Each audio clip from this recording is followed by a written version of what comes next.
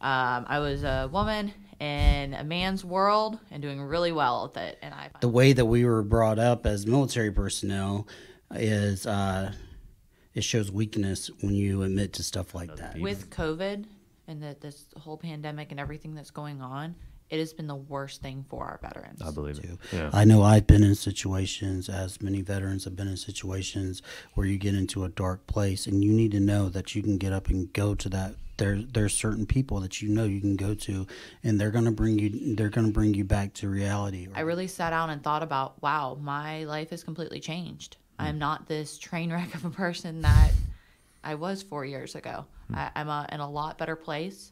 And I want to be able to help other veterans be in that place. Hey, what's going on today, guys? Steve from SaltyFresh Perspective podcast, checking in here with another episode. My guests today are Allie and Lance from Command K9 Service Dogs, a veteran-run organization looking to bring support and awareness to the needs of veterans in the community. Allie and Lance both served in the United States military, and they have a big event coming up here in May that can use our support. Please give it up for a great conversation with Allie and Lance. All right, y'all ready?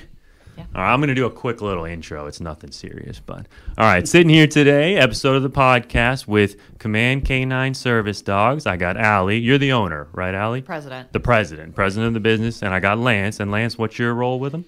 More public relations and just getting outreach and getting our name out there so that people know what we do and what our cause is. Okay, the PR guy. And we got your dog down there, right? He's not in camera, but Trump's here. Hi, Trump. Drinking some water down there. So for people that don't know what it is, I'll ask the president, right? What is Command K9 Service Dogs, and what is it that you guys are trying to accomplish? We do free service dog training for disabled veterans. So Okay. It kind of works in two ways. If a veteran already has a dog, as long as they're not aggressive, skittish, fearful, good with other dogs, especially they have to be good with children. They're not a fearful dog, just a good, sturdy dog. I'll teach them how to teach their dogs. I don't do pit bulls, and I don't do toy sizes. Those are the only... Toy size? Is that like a Chihuahua I or like gotcha. a Yorkie. Okay, yeah. Because it's very difficult to be able to do a task with them. Because what makes a service dog is they perform a task for you.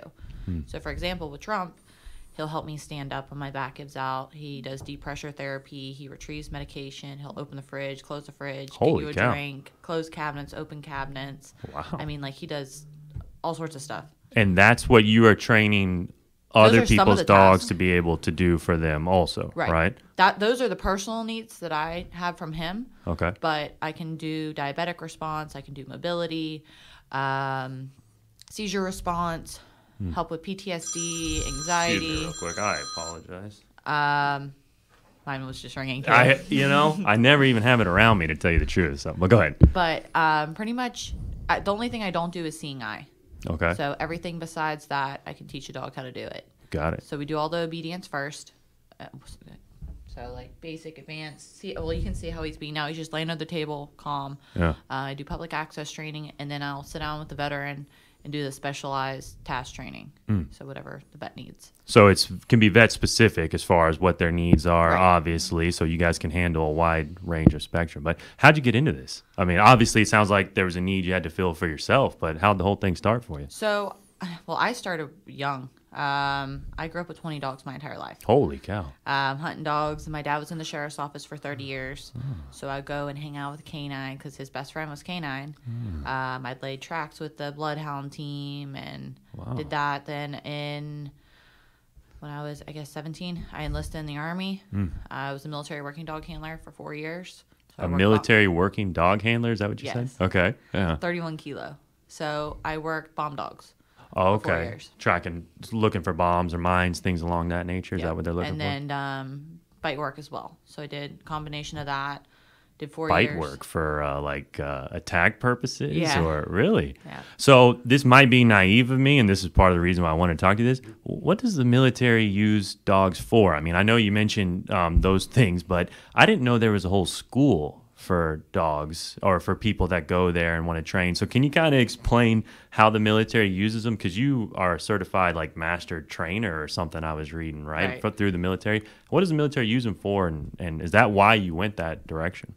Well, I love dogs, but they do it for either narcotic or explosive. So stateside, you do Secret Service missions. So any place, anywhere like that has Secret Service, the dog will go ahead and sweep. So say a dog came in here, and you're VIP, a dog would make sure there's no explosives in here.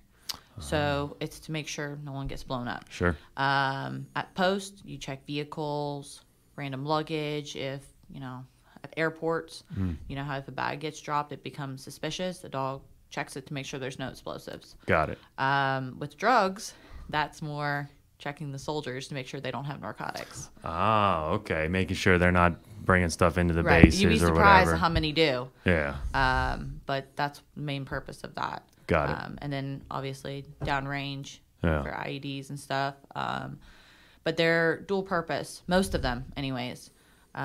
So you work in a military police capacity. So if someone's running away or whatever, the dogs are trained to chase after them and attack. Same thing as police dogs. Wow. I did not know that. Yeah. This really, we started talking about it earlier, but part of the reason for this podcast is to learn some of these things here in the community, right? And you're from Florida? Or I'm from Florida. You're from Florida. Yeah. Me as well? Where are you from, Lance? I'm originally from Alabama. Alabama. My wife's from Florida. We moved here once I got medically retired out of the military. Okay, military guy also, right? So it's rare to find two people from Florida in the same room.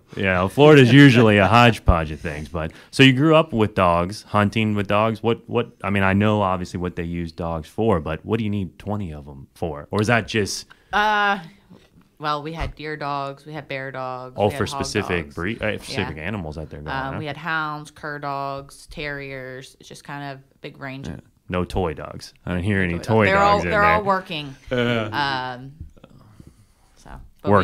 Working dogs. I mean, in a sense, hunting dogs are working. They got a job to do. Right. They're there for a job. Right. And military is kind of the same way. Then I guess They just have a different they have a type job of that they're supposed to do, right? Okay.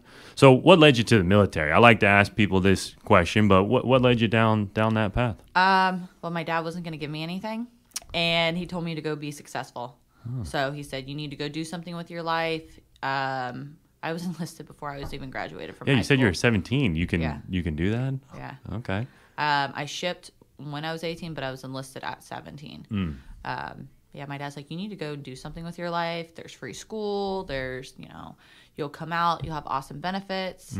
He didn't know I would come out broke, but that kind of comes with the territory. Yeah, that happened to some of my friends. They came out, and it seemed like they had a harder time transitioning into finding a job or trying a career path, in the same industry that they really came from, same field they came from. Coming out, I came back to when I first got out, I worked at the American Airlines Center in Dallas. I worked a bomb dog there for a while. Then I came back to Florida. I trained police dogs for a little while, but my back just couldn't take it. So I stopped doing that. I started my own business and went more on the service dog side because it's not dogs yanking you every which way and doing all the bite work. Yeah. Which there's a need for that in civilian life as well. I mean, like you said, airports, law enforcement. Yeah, but even like when you go to cruise ships, if you're going to cruise, I mean, there's dogs all over there. Until COVID hit, I was a bomb dog handler on the cruise lines. Oh, okay. So they have their own handlers there for that as well. Okay. It's a contractor job. Got it. How about you, Lance? What led you to military life? Let's see. I went into the Marine Corps in '97, a few years back. I went into that because, I think the reason why a lot of people go into it didn't have the opportunity to have scholarships or anything to go for school or anything like that. So I needed an opportunity. Growing up, it was at 18, you need to figure it out and move on. So that's what I did. I was in the Marine Corps for a short period of time, and then got injured, got out. Nothing overseas or anything like that. It was just a basic injury, but I got that rehabilitated and everything, and then ended up going in the Navy in 2000. And when I went in the Navy, I wanted to be guaranteed medicine because I love the medical side of the field. So for the past 18 and a half years, up to about 3 years ago, that's what I did. I did emergency medicine through the Navy in multiple different ways and did multiple tours in Iraq and Afghanistan. Wow. And that's one of the reasons why I wanted to help Allie out and everything is I've lost brothers and sisters through combat, but I've also lost them through the fight here at home, which is getting larger and larger due to PTSD and exposure and the way that we were brought up as military personnel is it shows weakness when you admit to stuff like that. So. Yeah, and with her wanting to get behind that, and I know she's recently had a friend of hers that she became close with that also went down that road. And that's another thing that we want to focus on, not just getting dogs to veterans so they have a better quality of life, but just a better quality of life through veterans communicating through each other. Yeah, it seems like the veteran community is one of the most tight-knit communities around because of the things that you've been through, and obviously there's not a lot of people that can share your same experiences. But you and I talked on the phone briefly, and you mentioned a cause for me that I just remembered. That was Mission 22, I believe it was. So can you guys kind of explain what that is, and how do you work with them? Is that something completely separate, or it was something brand new to me that I never even heard of? Well, Mission 22 is a totally different nonprofit organization. Okay.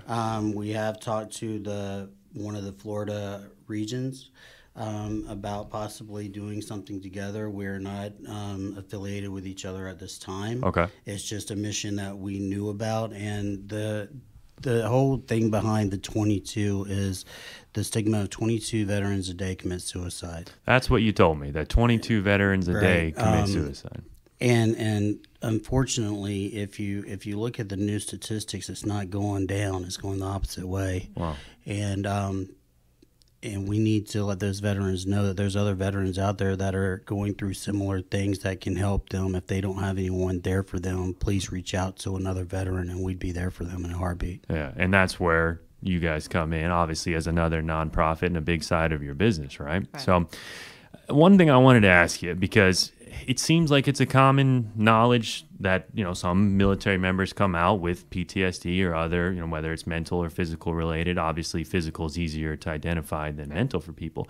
But is this something that the military talks about as you're coming in, or beforehand, or during? There's no, I mean, I didn't have any from experience. your experience. I mean, I would see people coming out, like civilian side, before I go in, and they have PTSD. I didn't know what it was. Yeah. And I didn't really, it was never talked about. It's, if you have anxiety or if you have depression or, all of these things, they don't really help you.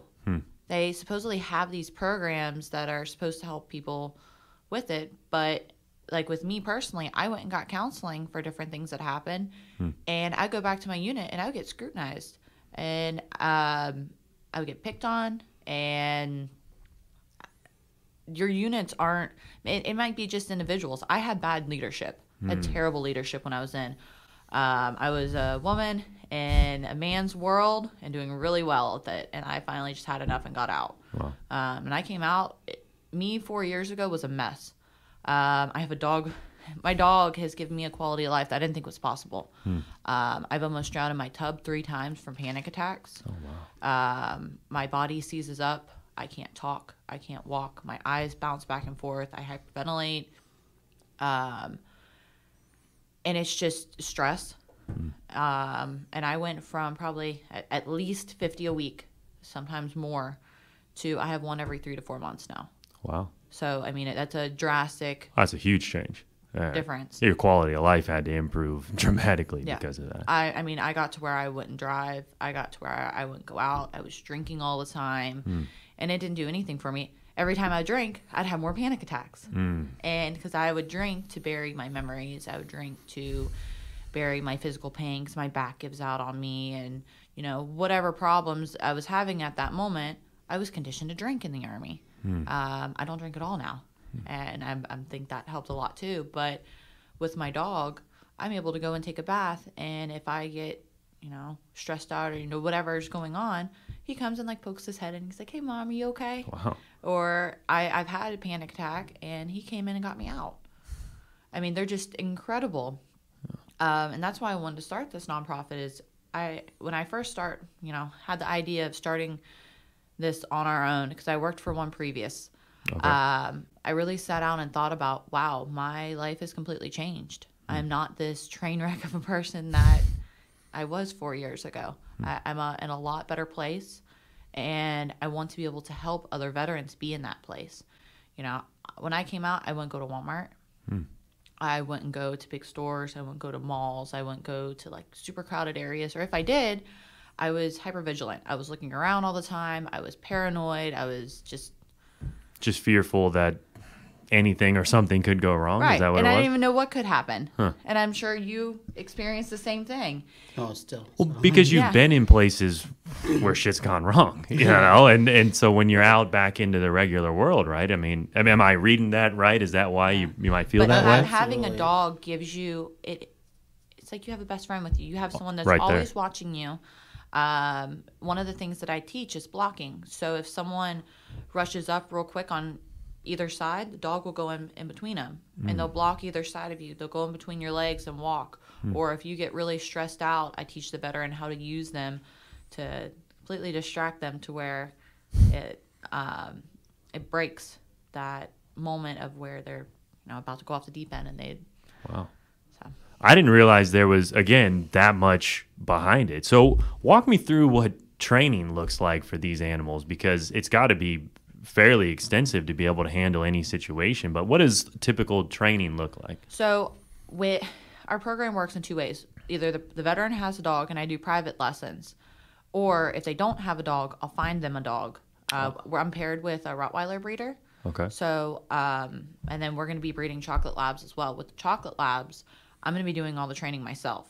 Wow. And then if they have 50% or more disability, like a disability rating, I'll give them a free dog.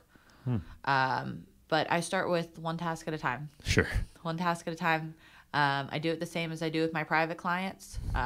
They come. We usually do a group session, and I kind of bounce around to each veteran, and everybody's on a different page usually. Each person's on a different task. We start with the basics, move to advanced obedience, move to off-leash. Once we finish our off-leash, we do public access, so we'll go to Lowe's, Walmart, Home Depot, Publix. My goal is to take a dog to Texas Roadhouse on a Friday night with 10 birthdays going on, and you don't know the dog's there. No problems at all. Yeah. Yep.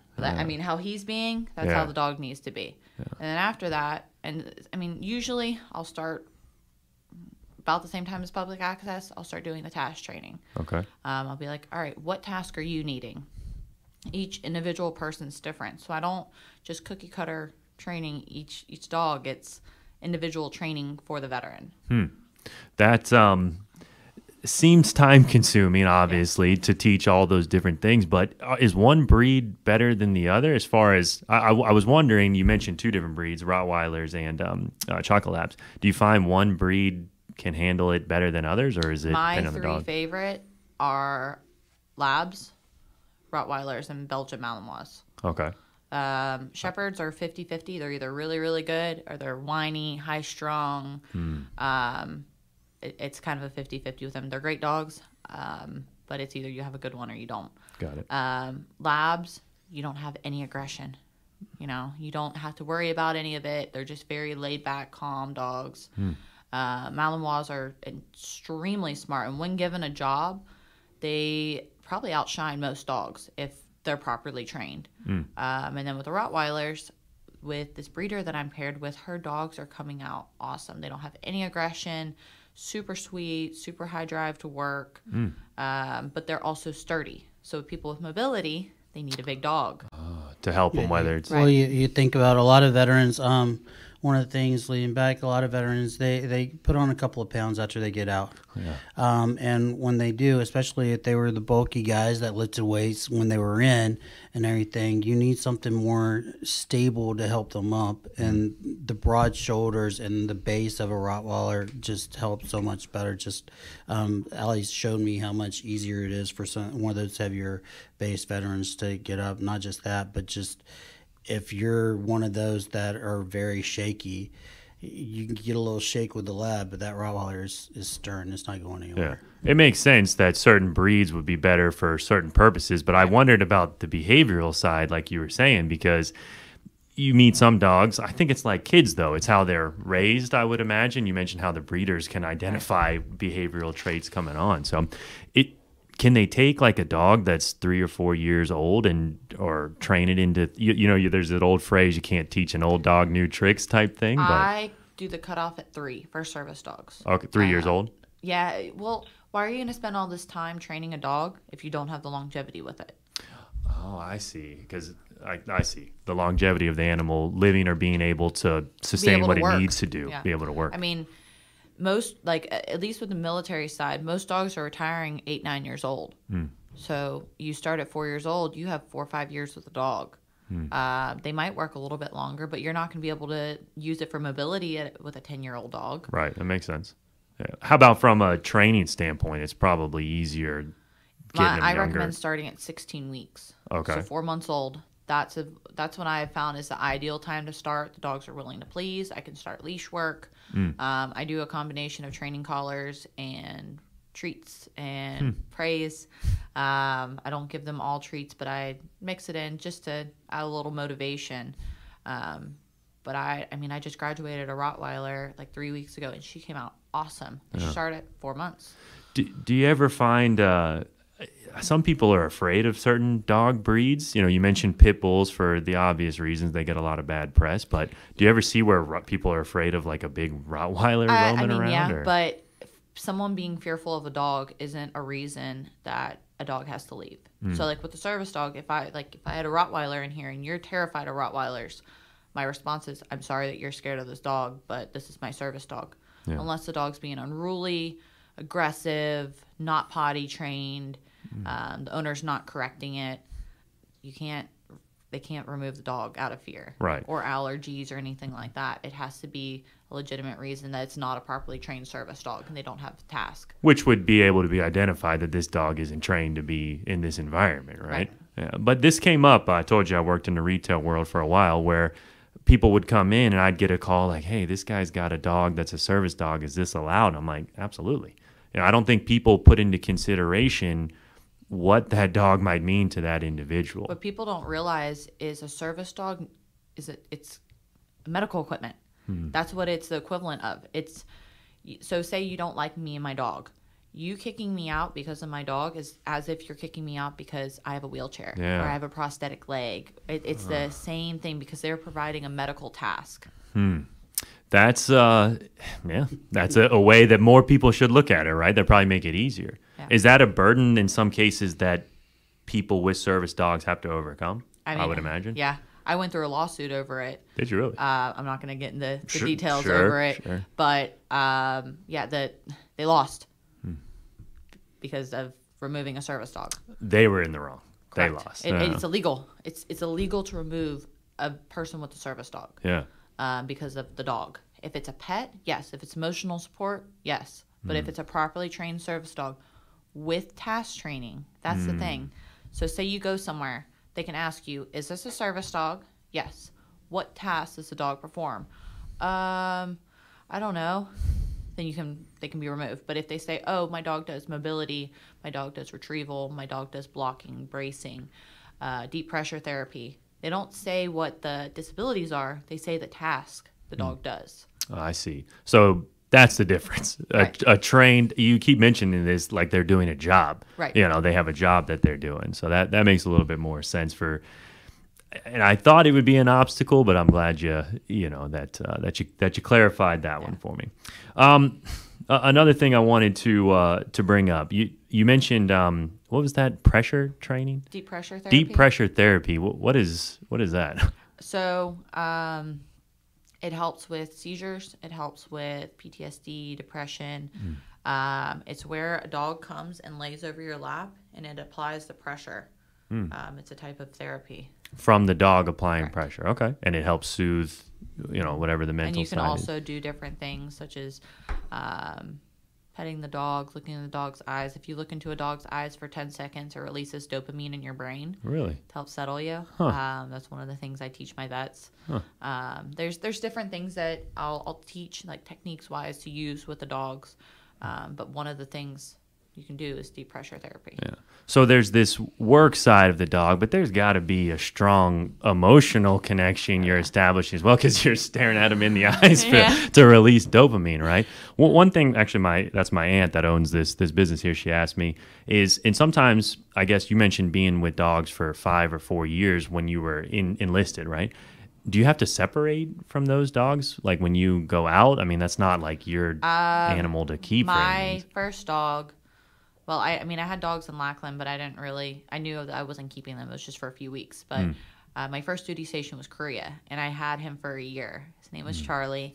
He was this 105-pound Belgian Malinois. I was 115 pounds when I enlisted, and my kennel master wanted to see me work a big dog that I could barely handle, and wanted to put you to the test. Now I handle big dogs great, but I loved him, and I cried, and my kennel master pulled me off, and I tried to find any type of regulation, like, you can't pull me off, I have 2 weeks left. Like, I was like 18, and I was in love with this dog, and I cried, and I'm sure it affects the dogs as well. Oh, I'm sure. And then I went to Fort Sill, and I had a Dutch Shepherd for a couple months, and then I got Oki, that was my boy. I had him for 2.5 years, and when I ETS'd, I had to leave him, and I tried to adopt him, but the handler after me ended up adopting him, so I don't know how he is or whatever. If pictures come up, I still cry a little bit. Get emotional about it. Yeah, I miss him. I mean, it was awesome, but it kind of teaches you. I mean, it's the same thing as when you're PCSing. From duty station to duty station, you learn to just kind of disconnect and What's PCS? Permanent change of duty station. Permanent change. Oh, so you're moving bases or wherever, going somewhere else. Okay, got it. Yeah, I mean, I'm sure you've experienced that. Yes, you have these friends, but you don't really get attached. You just disconnect and go to the next place. And move on. Yeah, makes sense. Do you have dogs as well? I do. Or okay. I do. Yeah. That's how Allie and I actually got started. She was training my dog to be a service dog, and we're actually waiting on Chocolate Lab to be my service dog, because, like she said, there's a one of the main things is task train, and the dog that we were working with was having a really hard time task training. So we're going to find a dog that's appropriate for my needs, that's better task trained. So sometimes that can happen where dog doesn't fit the need for the individual. Right. Then what happens then? Find him a new dog. Find him a new dog. Yeah. What happens to the dog that doesn't? Well, now with me, it was my personal dog, so therefore I keep it. I see. I see. But if it's a dog so I find dogs as well. I have I think 5 people paired. Well, I have 2 more dogs coming this week, and I'll have a total of 5 people paired with our dogs, and I'm training. So in our kind of contract, that when we give the dog, if they can't work the dog, or it's not working for them, or if they can't take care of it, or whatever else, it comes back to us and goes to another veteran, or it'll be placed with, back to the breeder. Gotcha. And then I'll replace it with another dog. Okay. And to give you an idea how exciting all of a sudden everything has gotten, probably over the past month we've paired how many pups with veterans? I think we have a total of 20 veterans right now. Wow. Maybe so 25. Wow. There's veterans out there that need this, that they just didn't know it was there. Yeah. What are you going to say you've been having? We've been having a new veteran like every week or so, at least once a week coming in. I just paired 2 veterans with Rottweilers yesterday. Wow. One's a 5-month-old puppy, one's a 6-month-old puppy. So it's pretty great. If a veteran doesn't have a dog, we find it. And then once we start our breeding program, then I'll have dogs to give. So that's the future. I don't want to say cutting out the breeder, but having your own breeding program. You want to be both. You got to have some property for that, or some land to be able to. Right now, I have 2.5 acres that I'm doing it all on. Working on building a big kennel building. I have stuff for my private business, but I'm working on building a 20-dog kennel. So it's going to be pretty big. Expensive. That sounds big. Yeah. Big, expensive undertaking, but exciing. Yes, I mean, that it's growing, for the right reasons. It's all happening through donations. So that's another reason why we really want to get our name out there and show the good that we're doing in the community for the veterans, so that we can get some support, so we can make all this stuff happen. Yeah. And that's where most of the support comes from, through donations. Absolutely. Is it mostly other veterans, or is it a mix of businesses? Well, we've been doing fundraisers nonstop. We have a big fundraiser May 15th at Pitmaster's Barbecue in DeLand. We're doing raffle, food, barbecue, band. Nice. Raffling off a couple guns, and then we're going to also be doing a online raffle where we have 2 ARs that we're going to be raffling off. Very cool. Very cool. So, and all the proceeds are going to the nonprofit. Awesome. So that's May 15th, right? May You said 15th. I'll link everything in so people can find that stuff, that are checking this out, so they can, figure out how they can support $35 gets you food, live music, hang out with the veterans, get to meet the pups. We'll have other vendors there as well. We'll have other vendors there. Get tickets for the different raffles. We have different veteran owned businesses that have sent us different things for our raffles. So a lot of our baskets and stuff are from different veteran owned businesses. So we think that's really cool. That's very cool. I say about 75% of the stuff that's coming in is from other veteran owned businesses. Wow. So back to that community that just continues to support each other. I was thinking about this driving over here. I can't think of really another community that's like that, in terms of how tight knit that You they walk all into are. a room and you can kind of tell who served and who hasn't, and you'll find yourself gravitating to them. I know I feel much more comfortable when there's another veteran in the room because I know what I've been through. Yeah. Each person's story is different, but in a way, it's all the same. We all went through a lot of the same things. We understand the lifestyle. That's what most people understand. It's a completely different lifestyle. There's military and then there's the civilian life. You don't have the freedoms. You don't have the, I'm going to go home for 2 weeks, or I'm not going to show up to work till 10 a.m. or, it's get up, do PT, go to work, do your job, go home, get called in at whatever hours they decide to call you in, and last minute trips, different places, whatever else. No. It seems like, and I know, Lance, you and I touched on this, but it seems like not everyone, but some civilians take veterans in the military for granted. You mentioned something like, we are fortunate that we get to have all these freedoms, and it's interesting that when you're enlisted, you don't really get to have those same freedoms that you're fighting for to an extent. Well, you're in countries that those freedoms just really don't exist. Fair point. Yeah. There's that part, and the military law is just a little more strict than civilian life, but the thing is you all abide by those laws because you learn that if you don't abide by those guidances that you have been given, you may not make it home the next day. Yeah. There's severe consequences. Exactly, if you don't. and you learn very quickly about severe consequences. One of the problems, I think, one of the issues is people don't know what severe consequences are in the U.S. because of the fact like our veterans have put that sacrifice so they didn't have to. Right. So. And I think I have 2 children I mentioned to you, and both of my grandfathers served. One in the Air Force, actually the one that started this business. He did 150 combat missions. I've had him on here. We had a good conversation. And then my other grandfather was in the Navy. But it's something I'm trying to teach my children early is that there are people out there that are making this all possible, and that there's other countries where the stuff we take for granted every day, they don't have. You can't do. It's a hard thing to teach children in today's day. There's nonprofit organizations out there just doing that right now in your community that people probably don't even know about. There's one organization called KISS. They get together once a month in different areas in Central Florida and pack packages for veterans that are overseas. It's all packaged by kids. Wow. It's kids in support of soldiers. Wow. Yeah, So awesome. there's multiple different Very nonprofits cool. out there that do that. So if you really want, just look into it because there's nonprofits that are helping veterans all over the place, especially in Central Florida, because I've gotten to know quite a few of them so far. Yeah, that's awesome. And again, part of why I'm doing this is I was born in Central Florida, so are my parents. Like, I'm a second-gen Floridian. It sounds like you're second-gen or multiple-gen Floridian as well. But I'm all about that kind of stuff. I've taken them to, like, food banks to donate things. I was doing a backpack drive where we gave away a few thousand backpacks to kids because every year I'm giving them. That sounds like Kids in Support of Soldiers. Yeah, similar. That is another one that we work with. John Kalish. What's his last name? Kalish? John Kalish is a hero for kids. He's Batman.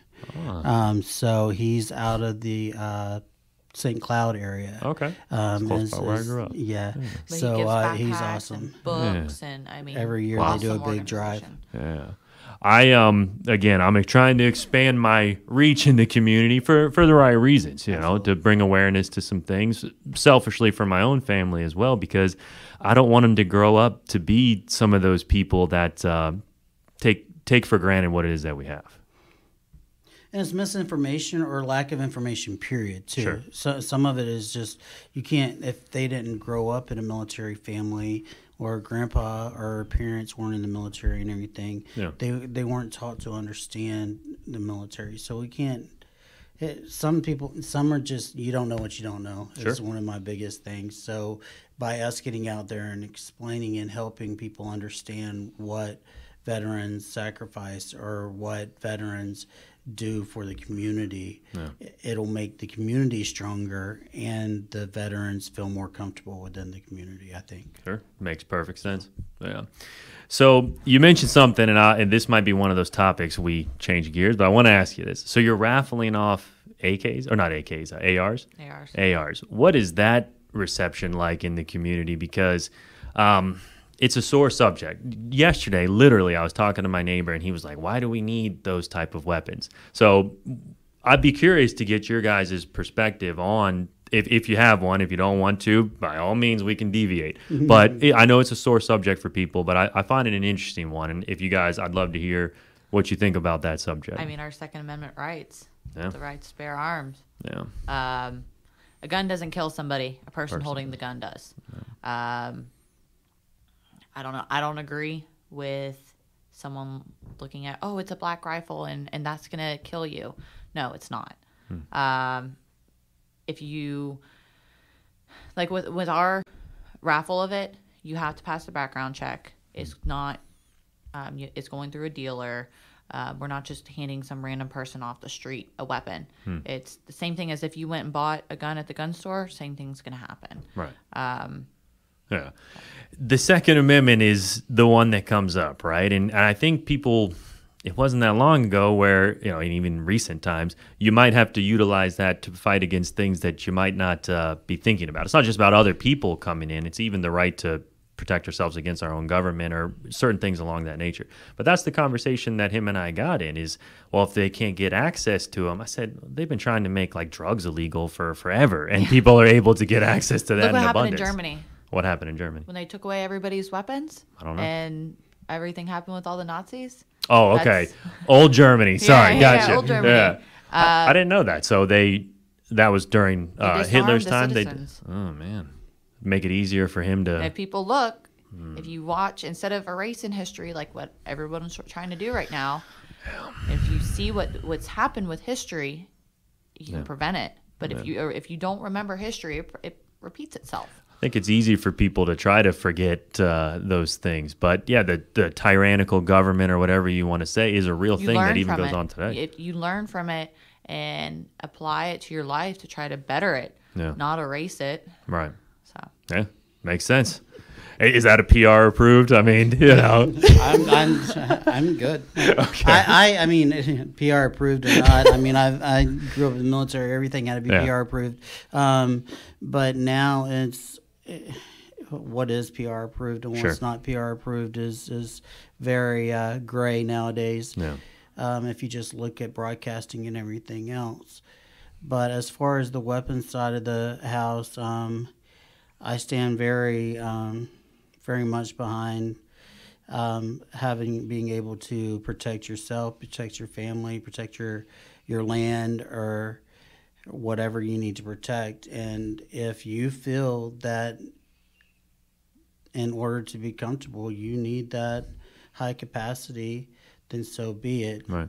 That's your right to have it. Yeah. If you don't feel like that's a necessity, then don't go out and buy it. Yeah. You can't. The biggest problem that we have is we shame one another because we have different opinions of things. Bingo. And if we stop shaming one another because we have different opinions and listen to one another's opinions and just find a median, there'll be a lot more peace. Yeah. I think that's in a problem with how people communicate today. Is it's not a face-to-face conversation anymore, and then everybody's kind of getting into these groups or sides of things, and it's just kind of like pouring gasoline on a fire right now, you know? So I know it's a sore subject for a lot of people because of what guns are capable of. You guys know, everybody knows what they're capable of, but I think you hit the nail on the head where I think it's a people problem or a mental problem. But also a gun's just like a shovel. It's just like a hammer or anything like that. Yeah. A gun's a tool. Yeah. It was made as a tool, and it should be used as a tool. Yeah. You should bring your kids up. If you're going to have weapons in your house, they should know that those weapons are a tool, that they're not a toy, and how to properly use them if they needed to, but not to mess with them if there's no necessity to do so. But if they needed to use them, when they get to the proper age, they need to be trained to how to use them. Why else would you have that weapon in the house? Right. But I mean, it's an opinionative thing, and so many people judge one another just because of their personal views instead of getting to really know one another today. So yeah. I think people have a hard time realizing that others have different perspectives. Yeah, you know, you're a product of where you came from, and some people, they try to escape that, or they mold right into it and they can't ever escape it, whatever the case may be, or it's good product and that's, you know, what they want to try to reproduce. So it's an interesting time in the world. I say this, I've said this a few times, that I know in a lot of generations people say that, oh, the world's different now than it was in the 70s, and it's true, but at least today it feels way different, you know, in terms of some of the things that are going on in the world. So, and again, wasn't trying to deviate the subject, but I'm sure there are some communities that would be upset that you're raffling those kind of things, but I think that's ridiculous. Absolutely. And I mean, and the thing is once again, that goes back to, then don't sign up for that raffle. Then you don't have to be there, right? Right. Yeah. And I they mean, have to be legal to buy it. It's not like somebody who doesn't have an ID or whatever can just, it's not just a random person buying it. Yes, it's a random person selected, but if they don't qualify for it, they don't get it. They don't. Yeah. You're not just handing them to somebody that walks up there or on a the felon street. or, you know, whatever. Right. Yeah. Okay. Well, so your event's coming up, right? What's the main objective there? To raise as much money as possible? Okay. Very cool. And we have probably, I would say, at least $2,000 worth of items that we'll raffle off that were all donated. We're working on getting some more bigger items like a grill and smoker and stuff like that. Nice. But it's just all to raise funds. Yeah. Bring awareness to the community. Get everyone together. Have a good time. Yeah. Who doesn't have a good time at a barbecue? Man, that's we need more of that. And I know, you know, because of the pandemic, it's not over. I'm not saying it's over. You know, I get some heat from that sometimes. But I like that people are starting to do more in-person stuff. Let's get together. Let's meet. Because where you guys come from and, you know, the world that you surround yourself in, that's probably so beneficial for people just to be around other people. With COVID and this whole pandemic and everything that's going on, it has been the worst thing for our veterans. I believe it. They're alone. They're isolated. This is stuff that they do already on their own when they're having bad days. But now it's just, now you have to do it. Now they have to. And it's different, way different. You don't have the choice of, man, I haven't seen such and such here. Well, they're just, you know, staying away because of COVID. They're not getting out. They're not socializing. That's the best thing for it, you know. Yeah. These veterans that get into dark places and they need to get out. They need to reach out to other veterans and do stuff in person and, you know, get their mind off flashbacks or, you know, whatever traumatic event has happened to them. You need to know there is positive support out there and that they can go to that positive support when they need to. Yeah. I know I've been in situations, as many veterans have been in situations where you get into a dark place and you need to know that you can get up and go to that. There's certain people that you know you can go to, and they're going to bring you back to reality, or they're going to help you through whatever it is you're going through. Or there's been situations where I've in the past had to pick up a phone and be like, "Hey, buddy, I need you," and just to know that they can hop in their car and come see me and not feel any kind of way because of what's going on. And all that stuff goes through your head as a veteran, as someone with PTSD and so on and so forth. So you're like, okay, well, if I do get in a dark place, what's going to happen? Yeah. Especially those that live alone. All of us aren't granted the opportunity to have great spouses that we can lean on. So I love your guys' cause. I mean, you came through the military system. You learned a lot of good things. You learned a lot of probably bad things as well, some things about yourself. But now here you are in the community just trying to help people, and that is something that I think is rare. You've mentioned a few things, again, that I didn't even know was out there in the community. But again, that's the point of all this. But you've transitioned from helping America from an overseas perspective, or obviously from a military perspective, but now you're doing it in a way that probably doesn't get the credit and the limelight that it deserves. Not that you're doing it for that reason, but I like this cause, and really the reason you get kind of used to that being in the military for a certain amount of years. I see. That just becomes the normal, where people don't appreciate what it is that you're sacrificing, right? Yeah. Well, awesome. Was there anything else that we didn't cover? We talked about your event. We talked about some things coming up, but anything else that you would maybe want to share out there? If anybody wants to get a hold of us, our website is command9servicedogs.com. Okay. Our phone number is 386-216-1939. Nice. That's my phone number. If you want to give your number, if you want people to call you. No, we're good. He's the PR guy. No, okay. I'll link everything below. If you want to put that out there, I'll put that out there. Yeah. If a veteran wants a dog, they just go on our website, fill out an application. Okay.